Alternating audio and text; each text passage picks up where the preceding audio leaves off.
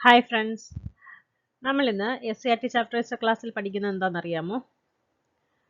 7ാം ക്ലാസ്സിലെ പഴയ പാഠപുസ്തകമായ സോഷ്യൽ സയൻസിലെ 3ാമത്തെ ചാപ്റ്ററാണ് ചെറുത്തുനിൽപ്പുകളും ഒന്നാം സ്വാതന്ത്ര്യ സമരവും. ഓക്കെ, നമുക്ക് ചാപ്റ്ററിലേക്ക് പോവാം. നോക്കിക്കേ, ഇവിടെ എന്താ പറയുന്നത് നമുക്ക് വായിച്ച് നോക്കാമേ. നഗോഡകളുടെ പെരുവിരൽ. ബംഗാളിലെ പട്ടുനൂൽ കൃഷിക്കാരായിരുന്നു നഗോഡകൾ. അവരുണ്ടാക്കുന്ന പട്ടുനൂൽ തേടി വിവിധ നാടുകളിൽ നിന്ന് നെയ്ത്തുകാരെത്തിയിരുന്നു. ബംഗാളിൽ ഇംഗ്ലീഷ് ഈസ്റ്റ് ഇന്ത്യ കമ്പനിയുടെ ഭരണം സ്ഥാപിച്ചതോടെ കമ്പനി ഉദ്യോഗസ്ഥന്മാർ നഗോഡകളെ ചൂഷണം ചെയ്യാൻ തുടങ്ങി.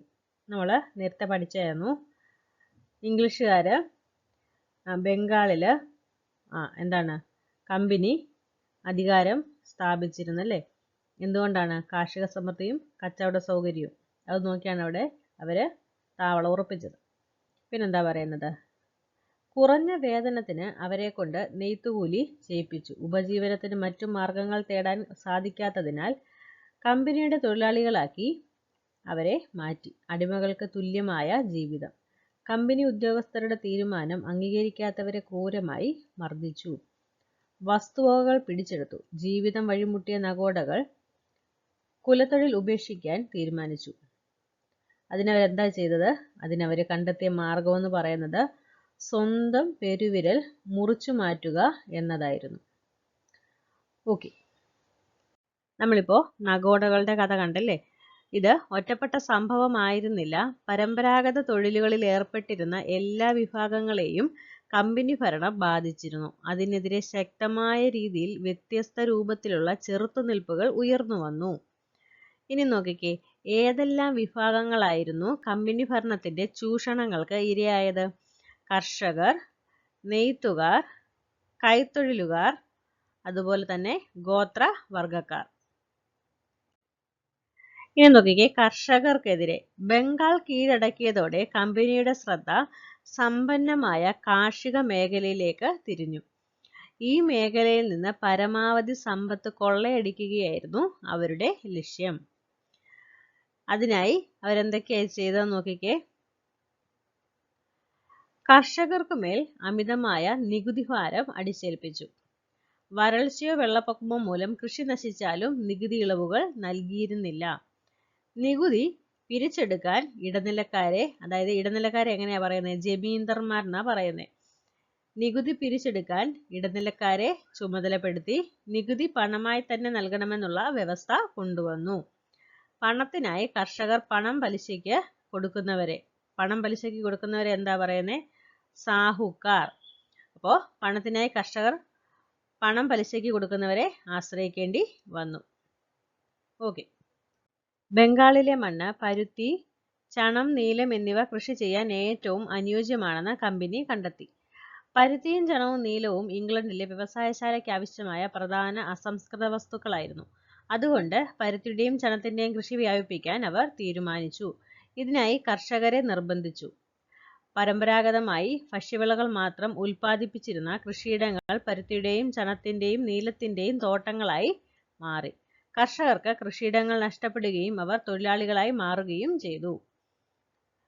ഓക്കെ, ഇവിടെ കണ്ട് പരുത്തി കൃഷി, ചണകൃഷിയുടെ ചിത്രം കാണിച്ചിട്ടുണ്ട്, കണ്ടോ. ഗോത്ര ജനതയ്ക്കെതിരെ. കമ്പനിയുടെ ഇടപെടൽ കാർഷിക മേഖലയിൽ മാത്രമായിരുന്നില്ല. ഇന്ത്യയിലെ വനസമ്പത്ത് കൊള്ളയടിക്കുക എന്ന ലക്ഷ്യത്തോടുകൂടി അവർ വനനിയമങ്ങൾ ആവിഷ്കരിച്ചു. ഈ നിയമങ്ങൾ മുഖേന വനങ്ങൾ പൂർണ്ണമായി കമ്പനിയുടെ അധീനതയിലായി. പരമ്പരാഗതമായി വനങ്ങളെ ആശ്രയിച്ച് ജീവിച്ചിരുന്ന ഗോത്ര ജനതയെ ഇത് പ്രതികൂലമായി ബാധിച്ചു. അതോടെ ഗോത്ര ജനതയുടെ വനവിഭവ ശേഖരണവും പരമ്പരാഗത കൃഷിരീതികളും തടസ്സപ്പെട്ടു. ഗോത്ര ജനതയുടെ ആവാസ മേഖല ധാതു നിക്ഷേപങ്ങളാൽ സമ്പന്നമായിരുന്നു. ഇവ ചൂഷണം ചെയ്യുന്നതിനായി റോഡ്, റെയിൽ സൗകര്യങ്ങൾ വർദ്ധിപ്പിച്ചു. ഇത് ഗോത്ര ജനതയുടെ ജീവിതം ദുസ്സഹമാക്കി. നോക്കിക്കേ, റെയിൽവേയുടെ തുടക്കം. ഇന്ത്യയിൽ റെയിൽവേ ആരംഭിക്കുന്നത് എന്നാണ്? 1853 ഏപ്രിൽ 16-നാണ്. വർഷം നോട്ട് ചെയ്ത് വെക്കണം. അന്ന് വൈകുന്നേരം 3:35-നാണ് ബോംബെയിൽ നിന്ന് താനെയിലേക്കുള്ള ആദ്യ തീവണ്ടി കൂകിപ്പാഞ്ഞത്. 14 കോച്ചുകളുള്ള ഈ വണ്ടിയിൽ 400 യാത്രക്കാർ ഉണ്ടായിരുന്നു. 1861 മാർച്ചിൽ തിരൂരിൽ നിന്ന് ബേപ്പൂരിലേക്ക് കേരളത്തിലെ ആദ്യത്തെ തീവണ്ടി ഓടി. നോക്കിക്കേ, നെയ്ത്തുകാർക്കെതിരെ. കമ്പനി ഭരണകാലത്ത് ഇന്ത്യയിൽ പരുത്തി കൃഷി വ്യാപകമായിരുന്നു അല്ലേ, നമ്മൾ മനസ്സിലാക്കിയിരുന്നത്. എന്നാൽ അക്കാലത്ത് ഇന്ത്യയിൽ നിലനിന്നിരുന്ന കൈത്തറി മേഖല തകർച്ചയെ നേരിട്ടു. പരുത്തി കൃഷി ഒരുപാട് ചെയ്യുന്നുണ്ട്, എന്നാലും കൈത്തറി മേഖല തകർച്ചയിലേക്ക് പോയി. എന്തുകൊണ്ടാണ് കൈത്തറി മേഖല തകരാൻ എന്താണ് കാരണം? നോക്കിക്കേ, അസംസ്കൃത വസ്തുവായ പരുത്തി എങ്ങോട്ട് പോയി? ബ്രിട്ടനിലേക്ക് കയറ്റി അയച്ചു. ബ്രിട്ടനിലെ യന്ത്രനിർമ്മിതങ്ങളായ വില കുറഞ്ഞ തുണിത്തരങ്ങൾ വൻതോതിൽ ഇന്ത്യയിലേക്ക് ഇറക്കുമതി ചെയ്തു. ഇന്ത്യൻ നിർമ്മിത തുണിത്തരങ്ങൾക്ക് ഉയർന്ന നികുതി ചുമത്തി. അപ്പോൾ ഈ കാരണങ്ങളാൽ കൈത്തറി മേഖല എന്ത് ചെയ്തു? തകരുകയാണ് ചെയ്തത്. ഈ കാരണങ്ങളാൽ കൈത്തറി മേഖലയിൽ നിരവധി തൊഴിലാളികൾക്ക് തൊഴിൽ നഷ്ടപ്പെടുകയും ചെയ്തു. കലാപങ്ങളിലേക്ക്. കമ്പനി ഭരണത്തിന്റെ ഫലമായി ഉപജീവന മാർഗങ്ങൾ ഇല്ലാതായ വിഭാഗങ്ങളെക്കുറിച്ച് നമ്മൾ മനസ്സിലാക്കി.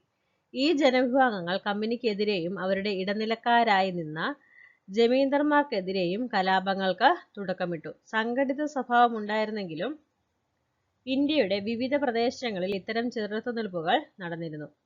കമ്പനി ഭരണം സ്ഥാപിതമായതോടൊപ്പം തന്നെ കാർഷിക കലാപങ്ങളും ആരംഭിച്ചു. ഇതിന് തെളിവാണ് 18-ാം നൂറ്റാണ്ടിന്റെ അവസാനത്തിൽ ബംഗാളിൽ നടന്ന സന്യാസി കലാപവും ഫക്കീർ കലാപവും. 19-ാം നൂറ്റാണ്ടിൽ മലബാറിൽ കലാപങ്ങൾ പൊട്ടിപ്പുറപ്പെട്ടു. പാട്ടക്കുടിയന്മാരായ മാപ്പിളമാരായിരുന്നു ഈ കലാപങ്ങൾക്ക് നേതൃത്വം കൊടുത്തത്. ഈ കലാപങ്ങളെ മാപ്പിള കലാപങ്ങളെന്ന് വിളിക്കുന്നു. എന്നാണ് 19-ാം നൂറ്റാണ്ടില് കലാപങ്ങൾക്ക് നേതൃത്വം കൊടുത്തത് മാപ്പിളമാരായിരുന്നു. അതുകൊണ്ട് മാപ്പിള കലാപങ്ങളെന്ന് വിളിക്കുന്നു. ഇതേ കാലയളവിൽ ബംഗാളിൽ സമാന സ്വഭാവത്തിലുള്ള കലാപങ്ങൾ പൊട്ടിപ്പുറപ്പെട്ടിരുന്നു. ഇവ ഫറാസി കലാപങ്ങളെന്ന് അറിയപ്പെടുന്നു. ബംഗാളിൽ പൊട്ടിപ്പുറപ്പെട്ട കലാപങ്ങൾ എങ്ങനെ അറിയപ്പെടുന്നത്? ഫറാസി കലാപങ്ങൾ. ഓക്കെ. കർഷകരെ കൂടാതെ ഗോത്രവർഗക്കാരും കമ്പനിക്കെതിരെ കലാപത്തിലേർപ്പെട്ടു. ഇത്തരത്തിൽ കലാപത്തിനിറങ്ങിയ ഗോത്ര വിഭാഗങ്ങളാണ് മറാത്തയിലെ ഭീലുകൾ, അഹമ്മദ് നഗറിലെ കോലികൾ, ഛോട്ടാ നാഗ്പൂറിലെ കോളുകൾ, രാജ്മഹൽ കുന്നിലെ സാന്താൾമാർ, വയനാട്ടിലെ കുറിച്യർ. നോക്കിക്കേ, സാന്താൾ കലാപം. ബംഗാൾ പ്രവിശ്യയിലെ രാജ്മഹൽ കുന്നുകളിലായിരുന്നു സാന്താൾ ഗോത്രജനത താമസിച്ചിരുന്നത്. സാന്താൾ ഗോത്രജനത താമസിച്ചത് എവിടെയാണ്? രാജ്മഹൽ കുന്നുകളില്. കൊള്ളപ്പലിശക്കാരുടെയും കമ്പനി ഉദ്യോഗസ്ഥന്മാരുടെയും ചൂഷണത്തിനിരയായ ഗോത്രജനത നടത്തിയ കലാപമാണ് സാന്താൾ കലാപം. സാന്താൾ കലാപം നടത്തിയത് ആരാണ്? ഗോത്രജനതയാണ്. അത് എക്സാമിന് ചോദിക്കുന്നതാണ്. രാജ്മഹൽ കുന്നുകളെ നിണമണിയിച്ച ഈ കലാപത്തിൽ 15,000-ത്തിലധികം സാന്താൾ ജനതയാണ് ജീവൻ ബലിയർപ്പിച്ചത്. ഇത് നോക്കി നോക്കണം. സിദ്ധുവും കാൻഹുവുമായിരുന്നു ഈ കലാപത്തിന് നേതൃത്വം കൊടുത്തത്. സാന്താൾ കലാപത്തിന് നേതൃത്വം കൊടുത്തത് ആരൊക്കെയാണ്? സിദ്ധുവും കാൻഹുവും. നോക്കിക്ക്, ഇവിടെ ഒരു സാന്താൾ ഗോത്രഗീതം കൊടുത്തിട്ടുണ്ടെന്ന് വായിച്ചു നോക്കണേ. അപ്പോ എന്താണ് ഈ ഒരു ഗോത്രഗീതത്തിൽ പറയുന്നത്? എന്താണ്? സിദ്ധുവും കാൻഹുവും അവരുടെ ഗോത്ര ജനതയ്ക്ക് വേണ്ടിയിട്ട് ചെയ്ത ത്യാഗത്തെക്കുറിച്ചാണ്. അവര് രക്തത്തിൽ കുളിച്ചിരിക്കുകയാണ്, അതിനെക്കുറിച്ചാണ് പറയുന്നത്. ഓക്കെ. അധികാരം നഷ്ടപ്പെട്ട നാട്ടുരാജാക്കന്മാരും ഭൂപ്രഭുക്കന്മാരുമാണ് കലാപത്തിനിറങ്ങിയ മറ്റൊരു വിഭാഗം. ഇത്തരം കലാപങ്ങൾക്ക് നേതൃത്വം കൊടുത്തവരാണ് ഔദിലെ രാജാ ചെയ്ത് സിംഗ്, തിരുനെൽവേലിയിലെ വീരപാണ്ഡ്യ കട്ടബൊമ്മൻ, ശിവഗംഗയിലെ മരുതുപാണ്ഡ്യൻ, മലബാറിലെ പഴശ്ശിരാജ, കർണാടകയിലെ കിട്ടൂർ ചെന്നമ്മ, തിരുവിതാംകൂറിലെ വേലുത്തമ്പി, കൊച്ചിയിലെ പാലിയത്തച്ഛൻ. നോക്കിക്കേ, കേരളത്തിലെ കലാപങ്ങൾ. ഇത് പ്രധാനപ്പെട്ട ഒരു ഭാഗമാണ്. ബ്രിട്ടീഷുകാർക്കെതിരെ കേരളത്തിൽ നടന്ന പ്രധാന ചെറുത്തുനിൽപ്പുകളിൽ ഒന്നായിരുന്നു പഴശ്ശി സമരങ്ങൾ. വടക്കേ മലബാറിലെ കോട്ടയം മേഖലയിൽ നികുതി പിരിക്കാനുള്ള അവകാശം തടഞ്ഞതാണ് പഴശ്ശിരാജയെ യുദ്ധം ചെയ്യാൻ പ്രേരിപ്പിച്ചത്. അപ്പോൾ എന്താണ് പ്രധാന കാരണം? എന്താണ്? വടക്കേ മലബാറിലെ കോട്ടയം മേഖലയിൽ നികുതി പിരിക്കാനുള്ള അവകാശം തടഞ്ഞതാണ് പഴശ്ശിരാജയെ യുദ്ധം ചെയ്യാൻ പ്രേരിപ്പിച്ചത്. വയനാടൻ വനങ്ങൾ കേന്ദ്രീകരിച്ച് ബ്രിട്ടീഷുകാർക്കെതിരെ ഒളിപ്പോരാണ് പഴശ്ശിരാജ നടത്തിയത്. അതായത് ഗറില്ല യുദ്ധം. തലക്കൽ ചന്തു, കൈതേരി അമ്പു, എടച്ചേന കുങ്കൻ, അത്തൻ ഗുരുക്കൾ എന്നിവരുടെ നേതൃത്വത്തിലുള്ള പടയാളികളാണ് യുദ്ധത്തിൽ പഴശ്ശിരാജയെ സഹായിച്ചത്. എന്നാൽ പഴശ്ശിരാജയുടെ മരണത്തോടെ യുദ്ധം അവസാനിച്ചു. ബ്രിട്ടീഷ് വിരുദ്ധ പോരാട്ടങ്ങൾക്ക് തിരുവിതാംകൂറിൽ നേതൃത്വം നൽകിയത് ആരായിരുന്നു? ദളവയായിരുന്ന വേലുത്തമ്പിയായിരുന്നു. ഇംഗ്ലീഷ് ഈസ്റ്റ് ഇന്ത്യ കമ്പനിയുടെ നിരന്തര ഇടപെടൽ ദളവയുടെ ഭരണം തടസ്സപ്പെടുത്തി. ഇത് ബ്രിട്ടീഷ് ആധിപത്യത്തിനെതിരെ തിരിയാൻ അദ്ദേഹത്തെ പ്രേരിപ്പിച്ചു. കൊച്ചിയിലെ മന്ത്രിയായിരുന്ന പാലിയത്തച്ഛൻ അദ്ദേഹത്തെ സഹായിച്ചു. കൊച്ചിയിലെ മന്ത്രി ആരായിരുന്നു? പാലിയത്തച്ഛൻ. 1809 കുണ്ടറയിൽ വെച്ച് ബ്രിട്ടീഷുകാർക്കെതിരെ പോരാടാൻ വേലുത്തമ്പി ആഹ്വാനം ചെയ്തു. അപ്പോൾ 1809 എന്ത് കുണ്ടറ വിളംബരം. ഇതാണ് വേലുത്തമ്പിയുടെ പ്രശസ്തമായ കുണ്ടറ വിളംബരം. ബ്രിട്ടീഷുകാർ ആക്രമണം ശക്തിപ്പെടുത്തി അദ്ദേഹത്തിന്റെ നീക്കങ്ങൾ പരാജയപ്പെടുത്തി. ഓക്കെ, ഇവിടെ പഴശ്ശിയുടെ അവസാന യാത്ര എന്ന് പറഞ്ഞ് TH പേപ്പർ പറയുന്ന കാര്യമാണ്. ഇതൊന്ന് ജസ്റ്റ് വായിച്ചു നോക്കണേ, ഇതും പ്രധാനപ്പെട്ട ഒരു കാര്യമാണ്. നോക്കിക്കേ, 1857 ഒന്നാം സ്വാതന്ത്ര്യ സമരം. ഇന്ത്യയിലെ വിവിധ വിഭാഗങ്ങൾ നടത്തിയ ഒറ്റപ്പെട്ട ചെറുത്തുനിൽപ്പുകളെ കുറിച്ച് നമ്മൾ മനസ്സിലാക്കി. അവയെല്ലാം എന്ത് ചെയ്തു? കമ്പനി പട്ടാളം അടിച്ചമർത്തിയായിരുന്നു അല്ലേ. ഇനി നോക്കിക്കേ, 1857 കമ്പനിയോട് കൂറു പുലർത്തിയിരുന്ന വിഭാഗങ്ങൾ പോലും അവർക്കെതിരെ തിരിഞ്ഞു. കമ്പനി പട്ടാളത്തിൽ ഇന്ത്യൻ സൈനികർ, അവരെ എങ്ങനെ അറിയപ്പെട്ടിരുന്നത്? ശിപായിമാർ എന്നാണ് അറിയപ്പെട്ടത്. അപ്പോൾ കമ്പനി പട്ടാളത്തിലെ ഇന്ത്യൻ സൈനികർ ദത്തവകാശ നിരോധന നിയമത്തിന്റെ ഫലമായി അധികാരം നഷ്ടപ്പെടുമെന്നുറപ്പായ നാട്ടുരാജാക്കന്മാർ എന്നിവരായിരുന്നു സമരത്തിന് നേതൃത്വം നൽകിയത്. അപ്പോൾ 1857 ഒന്നാം സ്വാതന്ത്ര്യ സമരത്തിന് നേതൃത്വം നൽകിയത് ആരൊക്കെയായിരുന്നു? ശിപായിമാരും നാട്ടുരാജാക്കന്മാരും. നോക്കിക്കേ, ശിപായിമാരുടെ ജീവിതം പരമ ദയനീയമായിരുന്നു. നമ്മുടെ ഇന്ത്യൻ സൈനികരുടെ എങ്ങനെയായിരുന്നു നോക്കിക്കേ? തുച്ഛമായ വേതനമായിരുന്നു, ദീർഘനേരമുള്ള ജോലി, അവധിയില്ലായ്മ, അടിമകളോടെന്ന പോലെ മേലുദ്യോഗസ്ഥന്മാരുടെ പെരുമാറ്റം, മോശമായ ഭക്ഷണം. ഇനി നോക്കാം, മേൽപ്പറഞ്ഞ കാരണങ്ങളാൽ ശിപായിമാർ അസംതൃപ്തരായിരുന്നു. ഈ അവസരത്തിലാണ് പട്ടാളക്കാർക്കിടയിൽ പുതിയ തരം എൻഫീൽഡ് തോക്കുകൾ വിതരണം ചെയ്തത്. ഈ തോക്കിൽ ഉപയോഗിക്കേണ്ട തിര, അതായത് വെടിയുണ്ട, സവിശേഷതയുള്ളതായിരുന്നു. അവ നിർമ്മിക്കുന്നതിൽ പശുവിന്റെയും പന്നിയുടെയും കൊഴുപ്പുകൾ ഉപയോഗിച്ചിരുന്നെന്ന വാർത്ത പ്രചരിച്ചു. കൂടാതെ ശിപായിമാർക്ക് വിതരണം ചെയ്തിരുന്ന റൊട്ടി എല്ലുപൊടി ചേർത്ത ഗോതമ്പ് പൊടി കൊണ്ടാണെന്ന വാർത്തയും പരന്നു. അതോടെ സൈനികർ പ്രകോപിതരാവുകയും കലാപത്തിന് തുടക്കം കുറിക്കുകയും ചെയ്തു. ശിപായികൾക്കിടയിൽ നിന്ന് ആദ്യമായി പ്രതിഷേധിച്ചത് ആരാണ്? മംഗൾ പാണ്ഡെയാണ്. ഇവിടെ മംഗൾ പാണ്ഡെയുടെ ചിത്രം കാണിച്ചിട്ടുണ്ട്. ഇനിയും ബഹദൂർ ഷാ രണ്ടാമന്റെ ചിത്രം ഒന്ന് നോക്കിയേക്കാം. സൈനിക മേധാവികൾക്കെതിരെ സംഘടിതമായ രീതിയിൽ കലാപങ്ങൾ ആരംഭിച്ചത് എവിടെയാണ്? മീററ്റിലാണ്. മീററ്റിൽ കലാപത്തിനിറങ്ങിയ സൈനികർ ഡൽഹിയിലെത്തി അവസാനത്തെ മുഗൾ ഭരണാധികാരിയായിരുന്ന ബഹദൂർ ഷാ രണ്ടാമനെ ഇന്ത്യയുടെ ചക്രവർത്തിയായി പ്രഖ്യാപിച്ചു. ബഹദൂർ ഷാ രണ്ടാമന്റെ ചിത്രമാണ് നമ്മൾ കണ്ടത്. കലാപം മീററ്റിൽ മാത്രമല്ല, ഉത്തരേന്ത്യയിലെ പല ഭാഗങ്ങളിലും പൊട്ടിപ്പുറപ്പെട്ടു. അധികാരം നഷ്ടപ്പെട്ട നാട്ടുരാജാക്കന്മാരും കലാപത്തിൽ പങ്കുചേർന്നു. കാൺപൂർ, ലക്നൗ, അലഹബാദ്, ഝാൻസി, ആര, ഫൈസാബാദ് തുടങ്ങിയ പ്രദേശങ്ങളിലേക്ക് കലാപം പടർന്നു. ഇവിടെ നാനാ സാഹിബിന്റെയും ഝാൻസി റാണിയുടെയും ബീഗം ഹസ്രത്ത് മഹലിന്റെയും താന്തിയ തോപ്പിയുടെയും ചിത്രം കാണിച്ചിട്ടുണ്ട്. നമുക്ക് അവരെ കുറിച്ച് നോക്കാം. കാൺപൂരിൽ നാനാ സാഹിബും താന്തിയ തോപ്പിയും, ഝാൻസിൽ റാണി ലക്ഷ്മിബായ്, ലക്നൌവിൽ ബീഗം ഹസ്രത്ത് മഹൽ, ഫൈസാബാദിൽ മൗലവി അഹമ്മദുല്ല, ആരയിൽ കൻവർ സിംഗ് എന്നിവരായിരുന്നു സമരം നയിച്ചത്. ഈ ഒരു ഭാഗം പ്രധാനപ്പെട്ടതാണ്, എക്സാമിന് ചോദിക്കുന്നതാണ്. എന്നാൽ ഈ കലാപം കമ്പനി എന്തോ ചെയ്തു? അടിച്ചമർത്തി. ബഹദൂർ ഷാ സഫറിനെ എന്തോ ചെയ്തു? റങ്കൂണിലേക്ക് നാടുകടത്തി. ഇനി നോക്കിക്കേ, എന്തുകൊണ്ടായിരിക്കാം ഒന്നാം സ്വാതന്ത്ര്യ സമരം പരാജയപ്പെട്ടത്? ഉത്തരേന്ത്യയിൽ മിക്ക സ്ഥലങ്ങളിലും കലാപങ്ങൾ ഉണ്ടായെങ്കിലും ഇതിനൊരു സംഘടിത സ്വഭാവം ഉണ്ടായിരുന്നില്ല. കലാപകാരികളെ അപേക്ഷിച്ച് സൈനിക ശേഷിയും സംഘാടന മികവും മെച്ചപ്പെട്ട ആയുധങ്ങളും കമ്പനിക്കുണ്ടായിരുന്നു. ഇന്ത്യക്കാരിൽ എല്ലാ വിഭാഗങ്ങളുടെയും പിന്തുണ നേടുന്നതിൽ കലാപകാരികൾ പരാജയപ്പെട്ടു. ഇംഗ്ലീഷ് വിദ്യാഭ്യാസം നേടിയ ഇന്ത്യക്കാർ സമരത്തിന് എതിരായിരുന്നു. സമ്പന്നരായ നാട്ടുരാജാക്കന്മാർ കമ്പനിക്കായിരുന്നു പിന്തുണ നൽകിയിരുന്നത്. അപ്പോൾ കുറച്ചുപേര് ഈ ഒരു സമരത്തെ എതിർത്തു, കുറച്ചുപേര് എന്താണ് എതിരായിരുന്നു, കുറച്ചുപേര് സപ്പോർട്ടായിരുന്നു. ഓക്കെ, ലഗ്താ നഹി ഹേ ജി മേര.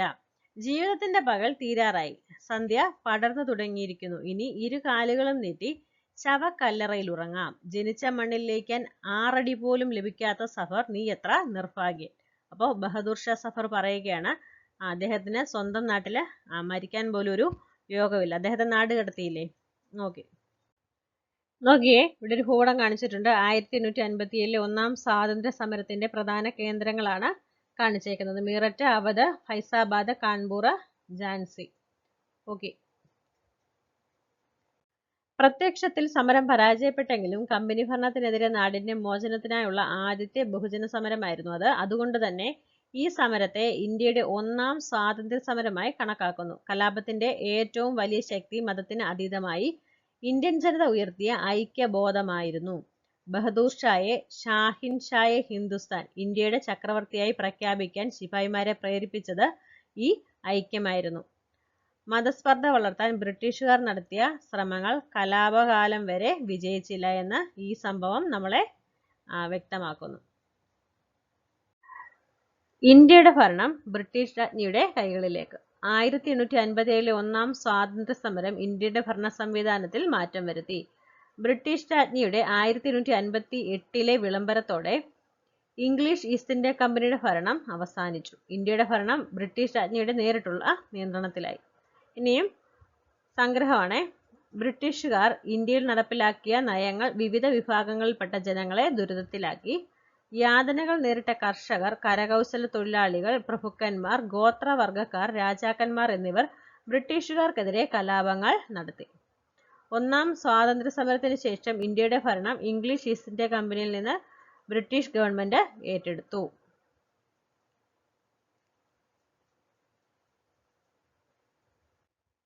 നമ്മുടെ ഒരു ചാപ്റ്റർ കഴിഞ്ഞിട്ടുണ്ട്. ചെറിയൊരു ചാപ്റ്റർ ആണ്. ഓക്കെ, ഈ ഒരു ക്ലാസ് നിങ്ങൾക്ക് ഉപകാരപ്പെട്ടെന്ന് വിശ്വസിക്കുന്നു. Thank you.